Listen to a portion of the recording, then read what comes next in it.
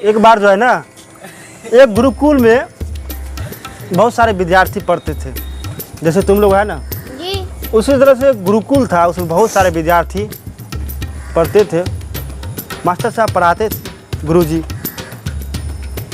एक विद्यार्थी था जिनका नाम था बृहदराज। क्या नाम था उनका? बृहदराज।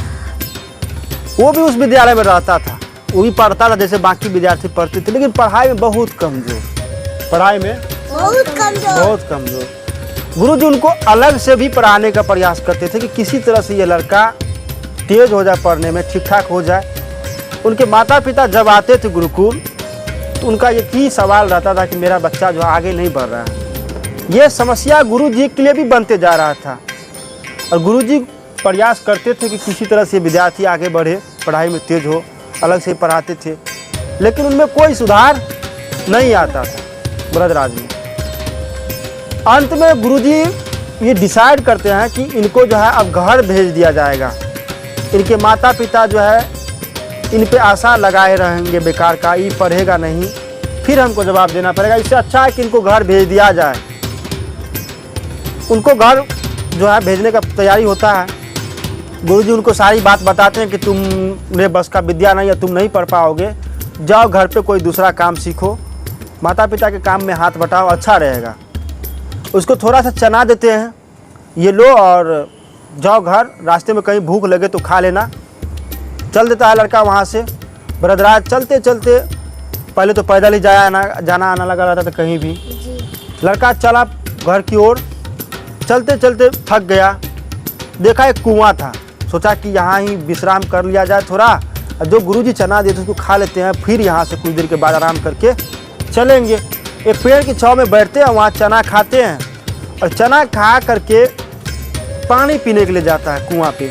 पानी पीना है ना, पानी पी रहा है, पीने के लिए जैसे कुआं में वो उसका बाल्टी होता है अंदर डालते हैं और खींचते हैं, तो उनका ध्यान जो है उस लड़का का, बृहदराज का, उनके जो दीवार का साइड वाला एरिया था ना, सरफेस, उस पर उनका ध्यान पड़ता है कि पूरा जो है निशान बना हुआ है।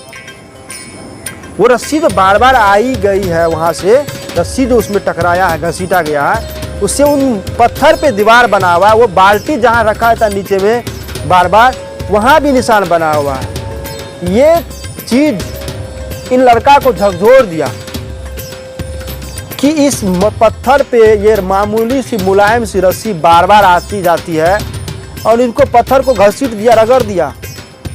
ये बाल्टी जहाँ रखा है तो बार बार ये पत्थर जब यहाँ पे निशान पड़ सकता है, तो हम अगर एक चीज़ को अगर कई बार पढ़ेंगे, बार बार पढ़ेंगे, तो वो चीज़ हमको कैसे नहीं होगा, हम कैसे नहीं पढ़ पाएंगे। ये चीज़ लड़का को झकझोर दिया। लड़का वहाँ से चना खा करके, पानी पी करके घर नहीं गया, पुनः वापस कहाँ आ गया, वो अपने गुरुकुल आ गए। और गुरुकुल में आ करके गुरुजी को बोलते हैं, गुरुजी इतना दिन आप हमको मौका दिए, आज हम आपसे एक मौका मांगते हैं कि हमको एक मौका और दिया जाए। गुरुजी उनको मान जाते हैं इस बात को, और उनको कहता है ठीक है, तुम पढ़ना चाहता तो रहो, इस बार पढ़ के दिखाओ हमको। ये लड़का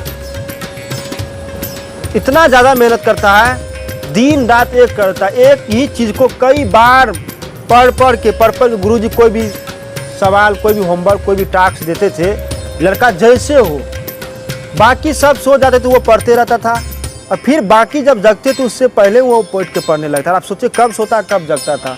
ऐसा करते करते इनकी हालत बहुत सुधार आ गया, पढ़ाई में काफ़ी तेज हो गया।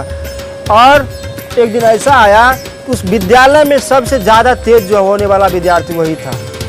बृहदराज जो है, उनका कहानी हम लोग सुनते हैं, आज किताबों में पढ़ाया जाता है, किताबों में बताया जाता है। तो कहने का मतलब उनके माता पिता भी आते हैं और बहुत खुश होते हैं इस चीज़ को देख करके। और बृहदराज ने यह साबित किया कि अगर किसी भी चीज़ को हम बार बार करेंगे, कितना ही कठिन क्यों ना हो, अगर हम बार बार करते हैं तो वो चीज़ हमारे बस में हो जाती है, उस चीज़ पे हम विजय पा लेते हैं।